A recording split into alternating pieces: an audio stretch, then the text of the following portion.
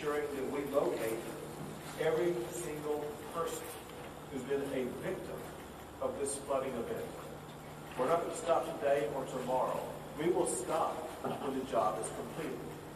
Between now and whenever that day arrives when the job is completed, this is a 24/7 operation, day and night, because we know that we are looking for Texans and Americans, and we put them as our top priority. We will find every one of them.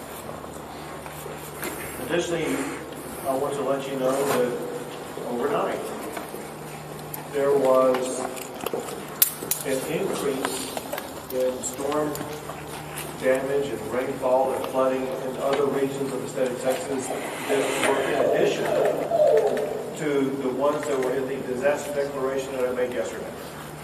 What I'm going to sign today is an expanded disaster declaration that adds the following counties to what I signed yesterday. This disaster declaration includes Bexar County, Vernon, Caldwell, Guadalupe, Travis, and Williamson counties.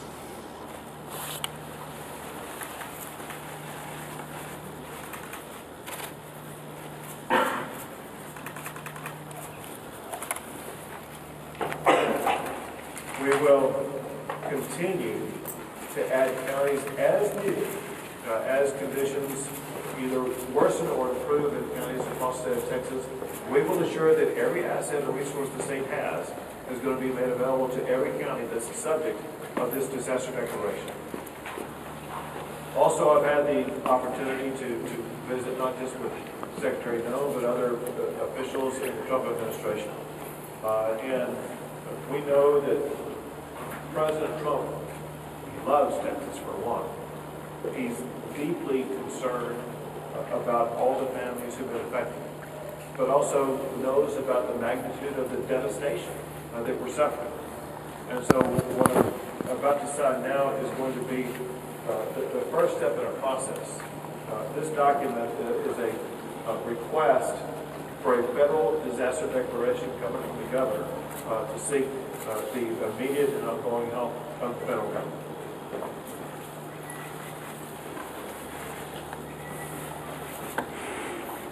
I want to express my gratitude in advance to President Trump for his entire administration for their devotion to the state of Texas. He always tells me about his love for the people of the state of Texas, his deep concern for them, and I know that he's feeling that now as much as he ever has. And there's no better way to show that than the fact that he wanted to ensure that he and his entire administration was represented here today by Secretary Christy No, to whom I would like to turn things over at this time. Thank you. Thank you, everyone, for being here today. And I want to thank Governor Abbott for his leadership. And know that President Trump is absolutely heartbroken by what has happened here in Texas. And the loss of life is absolutely devastating to him and Melania. This morning I talked with him several times, and he wanted to make sure that all of you know how much he loves Texas, how much he's grieving for your families that have lost someone, and the beautiful children that we're still looking for and hoping to return to their families, and that he is absolutely committed to using all the resources of the federal government to help unify families, rescue all those that are still missing, and return those who maybe we will recover back to their families as soon as possible, and that we will be here walking alongside each other and helping throughout this entire crisis. And know that I'm extremely grateful as well for the leadership of Nim Kidd, who's a fantastic emergency operations manager and has been well known throughout this country for leading through such a time as this. And this tragic situation is something that is unprecedented. We recognize that at the federal level. We also recognize that when something like this happens to a community, happens to a state, that the best responders are those locally, because it's your family members, it's your community members that are being impacted, and you can respond quickly. And the role of the state is to run and manage that emergency, but the federal government needs to be here for the support and extra resources on the ground as well. And that is what we are doing and what President Trump has dedicated to continue to do. I've visited with the president already about this special disaster declaration that the governor was going to sign here this morning, and he has indicated that he will honor that and that he will accept that. So that response and that relief will be coming.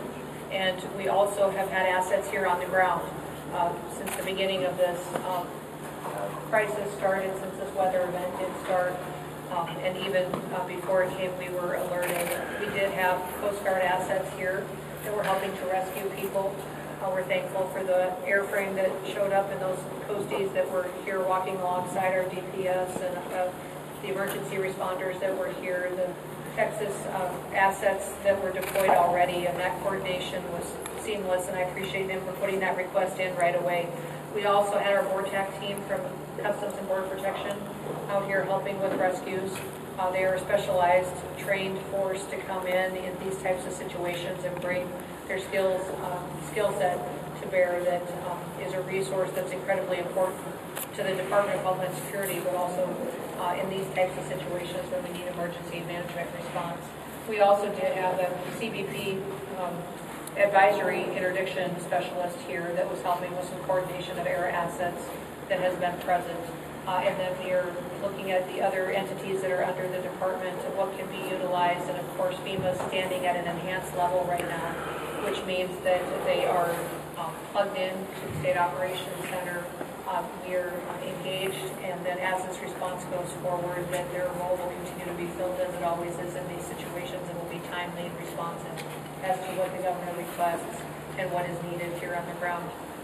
I do know that the state of Texas is amazing in how it responds to disasters. Not every state is like that. Many states do not do what the people of Texas do. And you are an example to the nation of getting through these difficult times, but also know that you're not alone, that you have the entire country's hearts and are with you and are walking alongside you. And at the department, we will continue to bring more resources. We just, at the request of a previous conversation less than an hour ago, in visiting with him and with the governor, requested more fixed-wing aircraft from Coast Guard to come and help us, making sure that we're going out and locating individuals as fast as possible that we know are still missing, and that we also will send more airframe as far as helicopters that have the ability to come in, and some will be equipped and the fixed wing with thermals so they can continue to work all night long. Some of the assets that other agencies may offer don't have that kind of equipment, but the Coast Guard does have it, and so that will be deployed so that the search and rescue efforts don't stop even when it does get dark at night.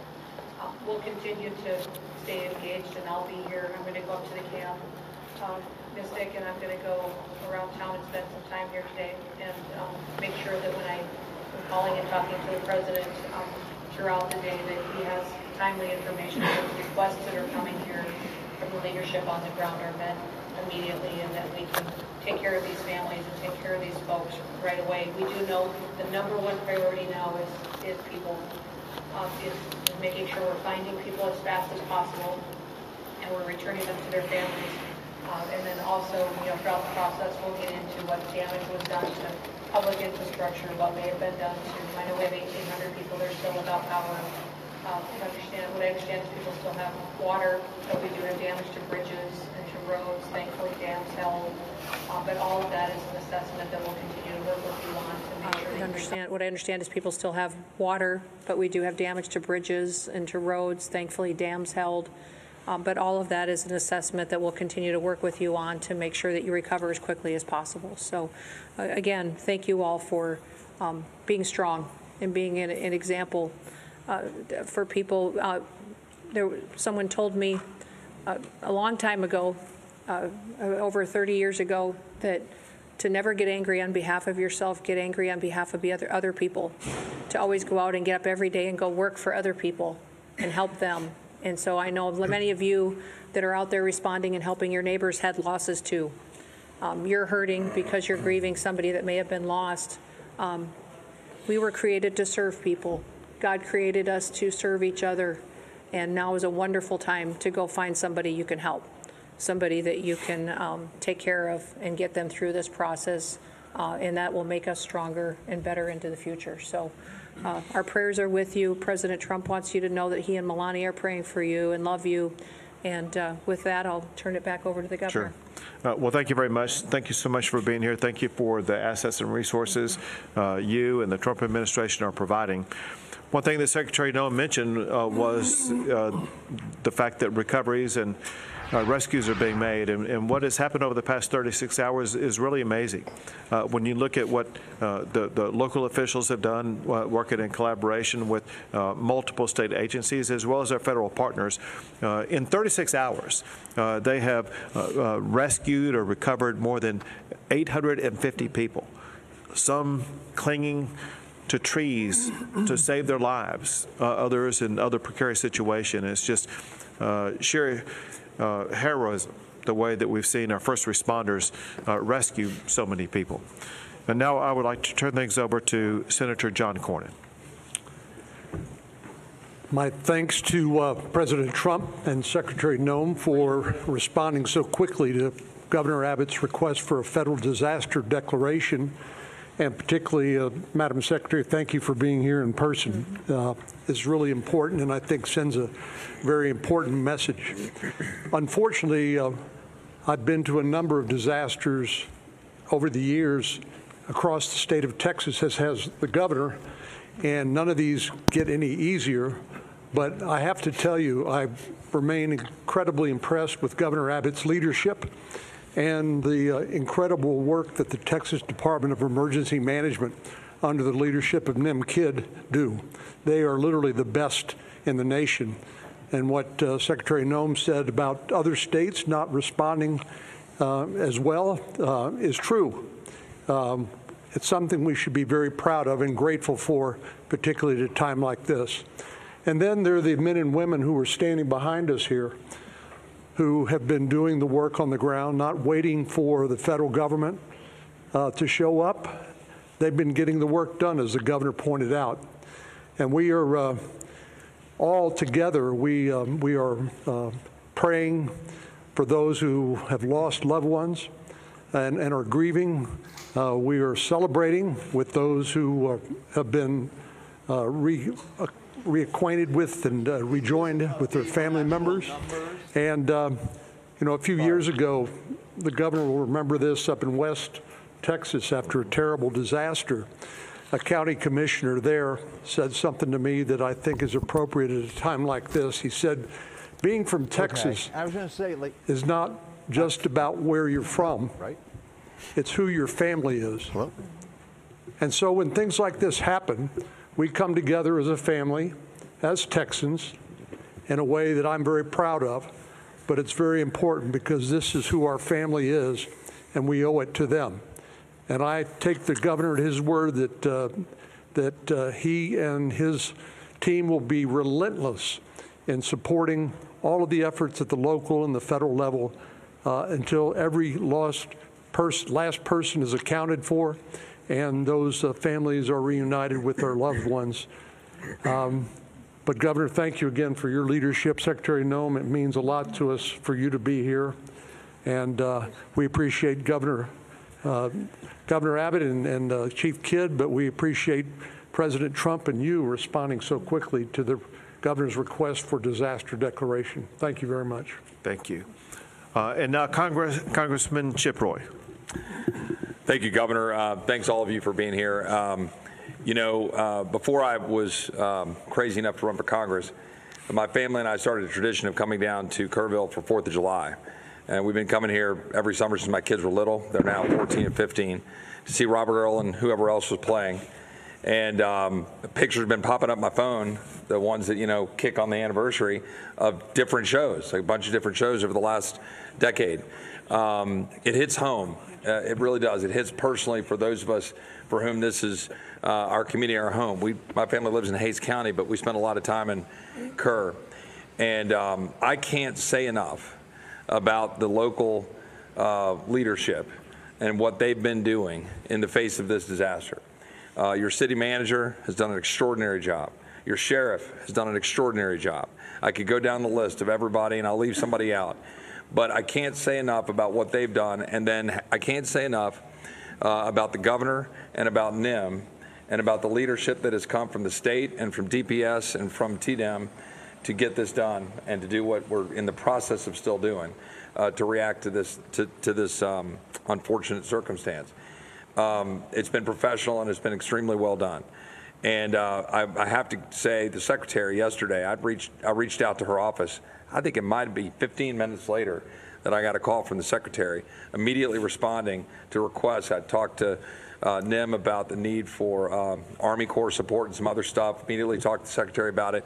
The collaboration, the teamwork, local, state, and federal. I cannot overstate the extent to which everybody set aside turfs or any of those kinds of things to deliver for the people of Texas. Now, we're far from having finished the job. We're all here knowing that we still have work to do. We're still prayerful. We're still hopeful. Obviously, there's a lot here that we're dealing with, but I'm deeply appreciative for that coordination. And last point that I'll just make is, you know, and I've said this a little bit earlier this morning, there's going to be a lot of finger pointing and a lot of second guessing and Monday morning quarterbacking.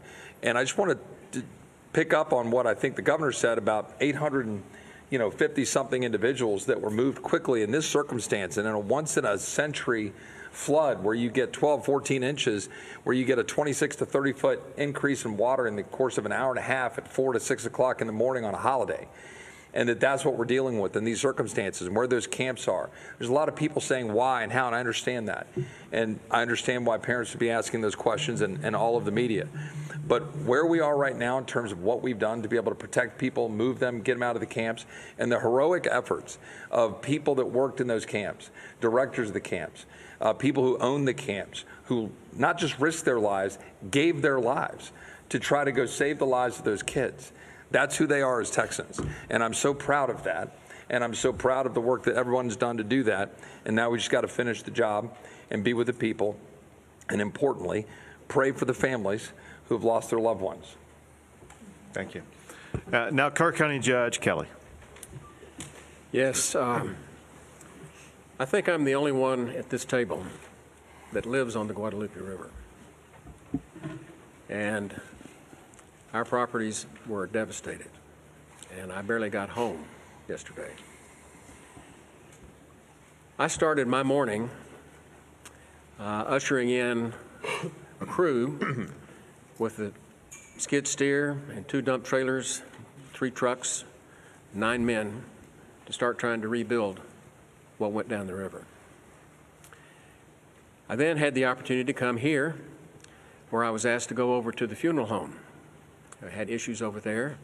I am a 50-year lawyer and a mediator and arbitrator, and we had some issues that needed attention.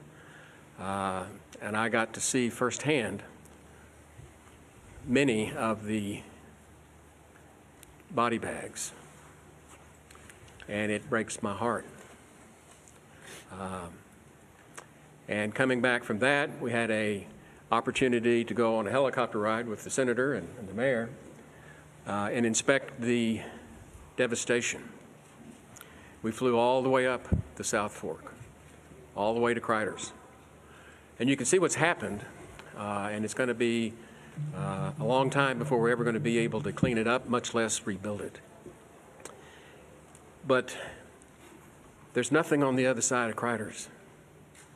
It's just hill country. And we didn't know. We know we get rains. We know the river rises. But nobody saw this coming. And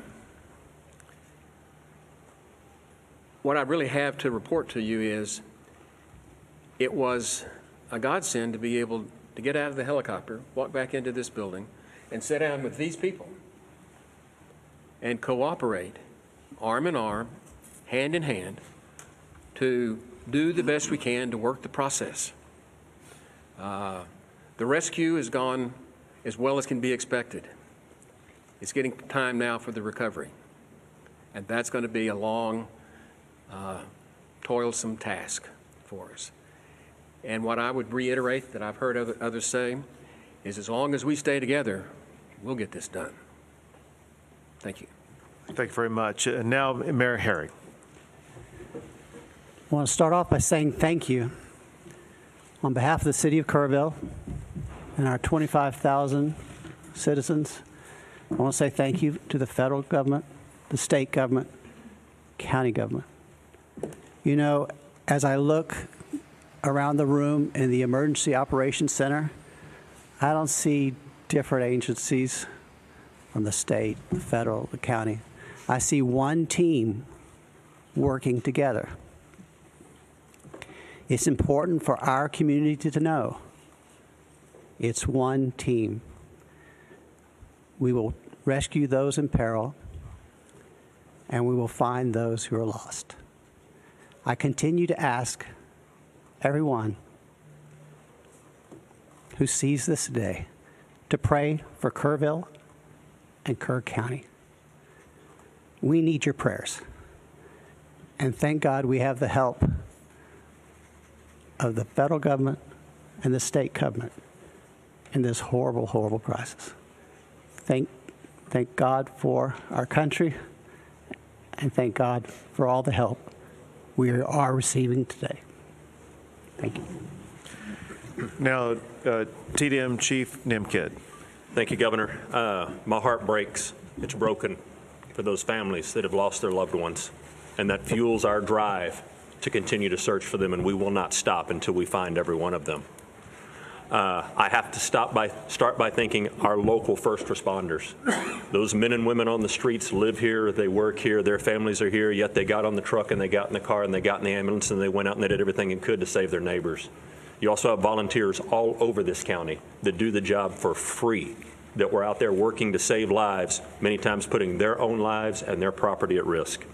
Our state partners have been phenomenal, nothing short. Madam Secretary, your federal team has been nothing short of remarkable and impressive. I'm grateful for that. Every time I've reached out to you or your staff or Acting Administrator Richardson or the Acting Regional Administrator, I don't think the phone has rang twice before you've answered. Thank you for doing that. Thank you for being here with us. Life safety continues to be our #1 priority. We will continue the search until all those that are missing are found. We will start cleanup and property damage assessments as soon as possible. Our teams from FEMA have been in the State Emergency Operations Center since before we started operating on this event. They are exactly where we need them to be, doing exactly what we need them to be doing. Our Border Patrol partners have been here, and I'm so grateful for the U.S. Coast Guard. Acting Administrator Richardson and Regional Administrator Stoller have been great partners to us. We continue to work forward. And if I may, I'd just like to run across a few more of the numbers. 1,331 state additional personnel that have been added to this response on top of all your local responders. Over 906 state assets here.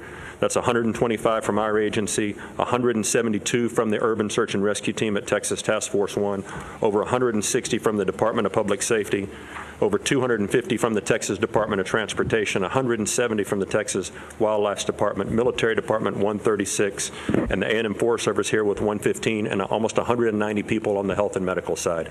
Governor, our team stands ready to assist this community. Thank you very much. One last thing, and that is, there is a word that's been the most common word that's been spoken over the past 36 hours, and that is the word prayer. It's been repeated by the people who are watching this as we speak right now. It's repeated often on social media, through phone calls, through texts, and those prayers are answered in so many ways.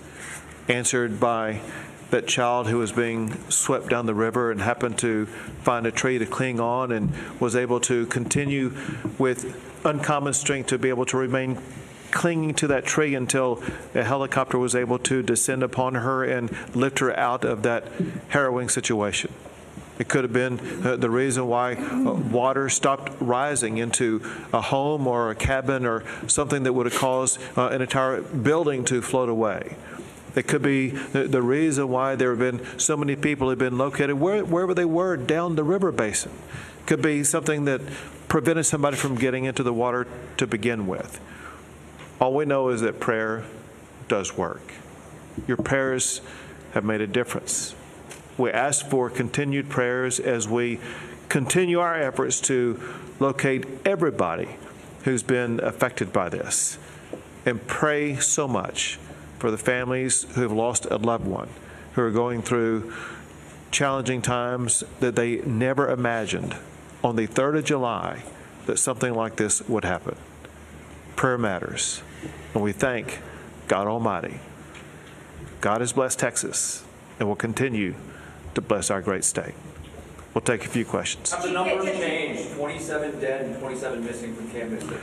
Sure. What I can tell you is there's still 27 missing. We have recovered some additional bodies at this time. We're trying to identify at this time. What I can tell you, an update, there's 32 deceased. 18 of those are adults and 14 are children. 5 of the adults remain unidentified and 3 children remain unidentified. We are still working on that this time. As I said earlier this morning, the numbers are going to continue to change. They're going to continue to change till we're done. It's been a very good day as far as being out there and being able to do some things, and we've got a lot done.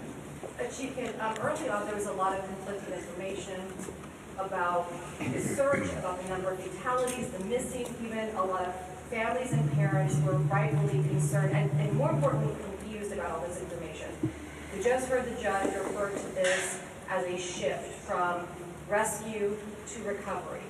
Can you clarify what that means? Are we talking about these missing people no longer believed to be alive? You'll need the judge to answer that piece. Our state assets and local partners are continuing to search for live victims. Is there any indication that there are still people out there alive? Any evidence? History would tell us that after a certain time period, those chances diminish, and we can talk about all of the numbers and the metrics on that. Our hope and prayer is that there are still people alive that are out there, and we are still actively searching for them, and we will continue. And listen, that will turn into recovery at some point, and none of us want to put a time period on that right now. But when you talk to the men and women that are up there in those helicopters and out in those boats and walking the ground, they're looking for live people right now and doing everything they can to continue this search as fast as possible. And Judge, just a moment to clarify, because we want to be very clear with especially families and parents that are watching this. What makes you feel like this has gone from rescue to potential recovery? Because there is a difference. We will eventually get to the recovery. 2 more questions. Well, we're going to do more than 2 more questions. I want to say this. My instruction to every state agency involved in this is to assume everybody who is missing is alive, and there's a need for speed. Not just every hour, every minute counts, which is why there's people in the air, people in the water, people on the ground right now, because they're looking to save every last life, and we will not give up that effort. 2 more questions. Happening and what are the challenges? I live in Kerrville. Why was the National Weather Service not pinging their phones before 7 o'clock this day of 4th of July? We need the federal people to answer that maybe for us. I got updates at 7 o'clock, first one I heard. And I've heard updates throughout the week, but not before 7 o'clock in the morning. Wasn't that a fundamental failure of the federal government's responsibility to keep us safe? Well, you know, my background is before I was in the secretary position here under the Trump administration, I was governor of South Dakota and served in Congress for 8 years before I was governor. And so I will tell you that for decades, for years, everybody knows that the weather is extremely difficult to predict, but also that the National Weather Service over the years at times has done well, and at times we have all wanted more time and more warning and more alerts and more notification.